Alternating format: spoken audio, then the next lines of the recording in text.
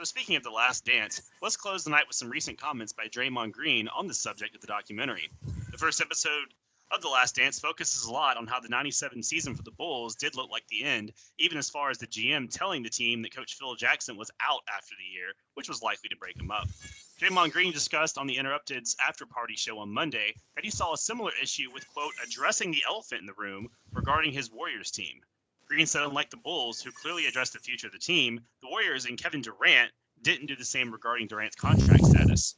So, Drink, what do you make of Green's comments? Well, look, here's the deal.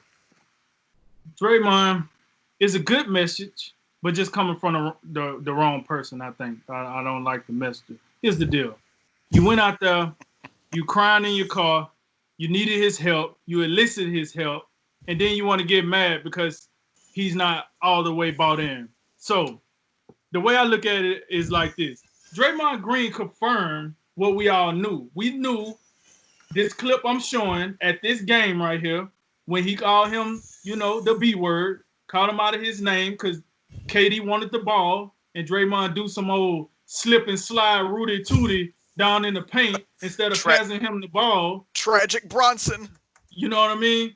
Old water slide in the summer. And we knew that this was a problem. Everybody said it was a problem. No, Golden State says, oh, no, we all good. Yeah, we all good. Well, listen, between the issues that KD was having with the Golden State fans saying that, hey, I think the fans are over here kissing Steph butt at my expense. What he was saying was he comes here, he gives them 2 more rings, and all of a sudden you want to still elevate Steph over me. Well, what are you talking about? Here's the deal, KD. Let me help you a little bit. When a player gets drafted by a team, and that team goes from mediocrity to the very top, yes, the fans tend to have a little more love for that player. That player is homegrown. This is like Michael Jordan going to the Bulls, and then you brought in Steve Kerr, and Steve Kerr was feeling like, oh, man, this bull crap, they love Michael so much. And, I hit some big shots, and now he's getting the love on my back. Hey, what about another comparison that is probably a little better than that one? What about the Miami Heat when LeBron came over? You don't think Dwayne Wade was still more beloved? Okay, my bad. I was gonna get to that. It's called elevation. I was gonna work to it. Either way, my bad. So both of those examples are correct though. So my point was I was gonna say KD needs to take a page out of LeBron's book because LeBron knew that he was the better player, but he also knew that Dwayne Wade was drafted to the team. They called him Wade County. They didn't call it James County. They called it Wade County. So at some point, when you decide to leave the team that drafted you and you decide to go to someone else's team, it is what it is. You're there for a specific reason. LeBron went to Miami to do what? Win rings. KD went to Golden State to do what? Win rings. So what are you so upset about? That they love Steph, that they love Clay, that they love Draymond. That is what fans do. They was invested in those guys. What are you so mad about? You're still the best player on the planet. You still got 2 final MVPs. You got 2 rings. You got what you wanted. But you want everybody to love you. Oh, by the way, you just made this journey up to Brooklyn and guess who they love up there? It ain't you, buddy. It's Kyrie. That's Kyrie's team. Whether you want to think of it or not, Kyrie grew up in the New Jersey area. He was a Nets fan before they moved over to Brooklyn. He was a New Jersey Nets fan. That's why Kyrie went to the Nets. And then Kyrie talked KD to come up there and join them so they can get something done. So he's going to run into the same situation when they get success up there because they're going to go with the homegrown guy. They're going to be like, oh, Kyrie, yeah. And KD's going to be the best player, and he's not going to get love. And this is the problem with mobility in today's NBA. When you move around, it's very hard for fans to embrace you. That is what LeBron is dealing with. He got love in Cleveland. He left.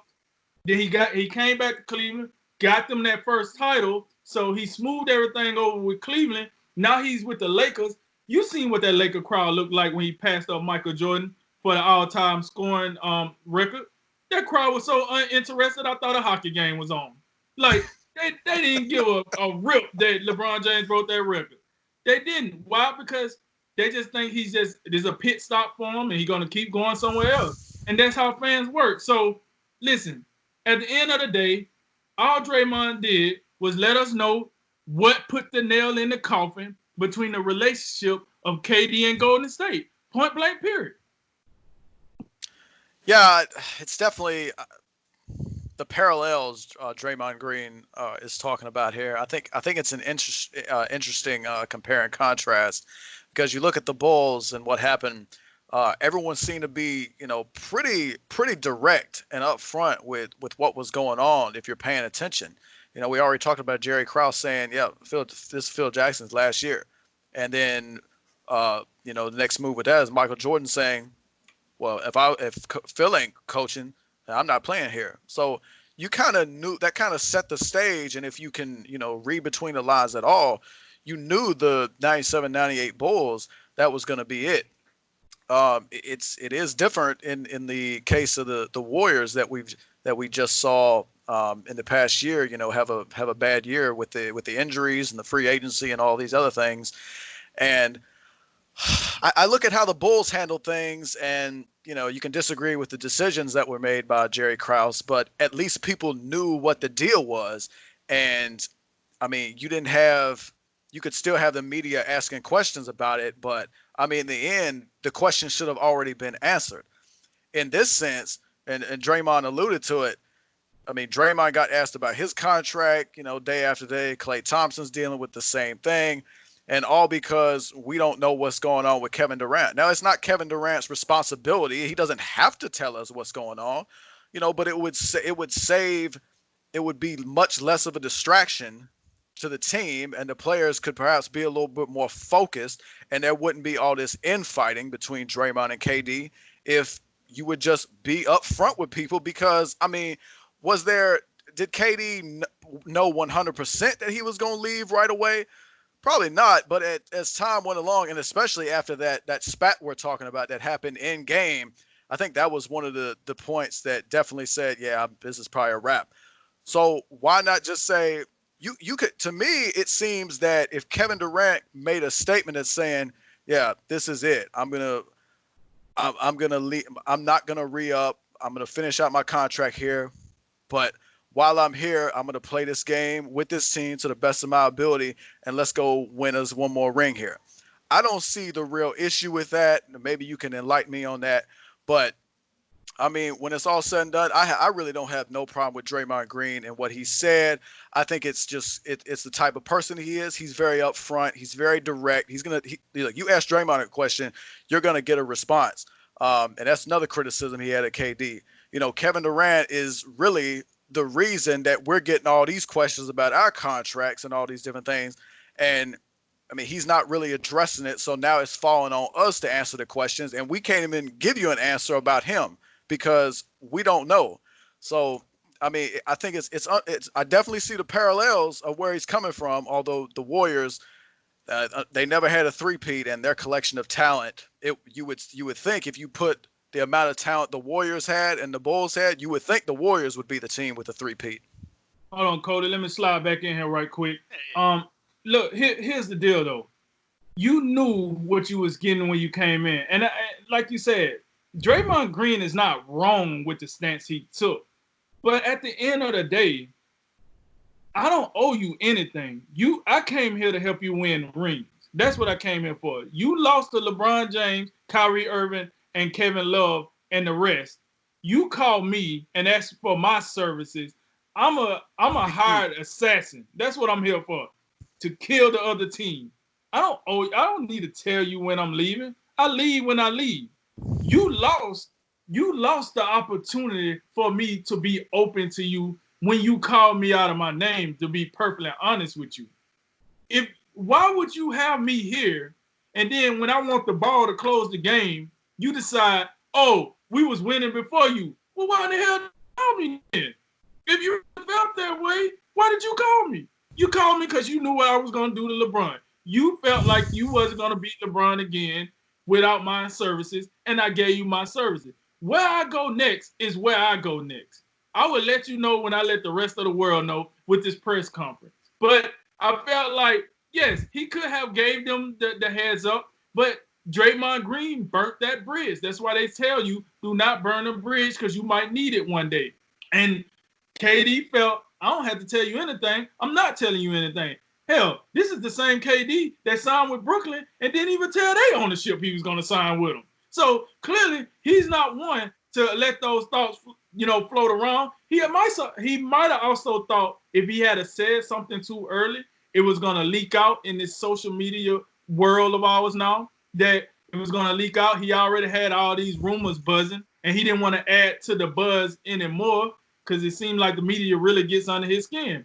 So that I from that standpoint, I'm listening to KD. I'm like, hey, I came and did my job. I don't owe you anything. You can miss me with that crap. Yeah, the whole thing. I mean, I know Green has some kind of point to be made here. The comparison is not without merit. But like y'all said, like when Kevin Durant showed up to the Warriors, we knew exactly what was going on, and we knew that wasn't going to be able to last. I mean, much like the end of the run with the Bulls and the coming up of Pippen needing to be paid, Jordan obviously going to command. He just throw out a number and he's going to get paid it. The team wasn't going to be able to sustain that kind of players together, right? I mean, we already saw how much the Warriors had to sacrifice just to put these three on the team for a year or two, or really, I guess it was 3 years in total. But we all knew the writing on the wall. With Curry's supermax extension, they could kind of work under the numbers for a year, but we know the salary cap's coming, the luxury tax, the repeater tax is coming. Like, I don't think there was a lot of thought that, what was Kevin Durant going to say? Yeah, I'm going to sign my own max, and it's going to be me, Curry, and Thompson, and then nobody else. Like, we're going to fire everybody else and have a 3-man team. Like, you know that everyone knows roughly how the salary cap and how these things work. There shouldn't have been a ton of question marks. I mean, I feel like we probably had a decent anticipation that Kevin Durant wasn't going to be around after the 2018 season. So, and he says it like that was the reason they didn't win. I kind of feel like, but you won back-to-back, and then you probably would have beat the Raptors if Kevin Durant doesn't get hurt and rupture his Achilles. So I don't, you know what I mean? I'm just having a hard time, like, Draymond's making this out to be, like, the reason that we were different than the Bulls, where it's like, I think it was just injuries, man. I'm pretty sure you would have took care of the Raptors if you had to, if it wasn't for that. So, in the end of the day, Draymond, like, this is your job. You get paid millions of dollars, and dealing with the media is part of it. So, you should be able to handle a little distraction and just go, hey, it's Kevin. I don't know. I'm here for me. I know we like this team. We want to keep it together. We're all homegrown draft talent, and as long as we can play together, I'd love it. But you're not obligated to go make answers for him. It's just, it is what it is. Say, hey, go talk to Kevin about that. That's not my thing. Even if you say it every day, you're getting paid millions of dollars. Just do it. It's not hard.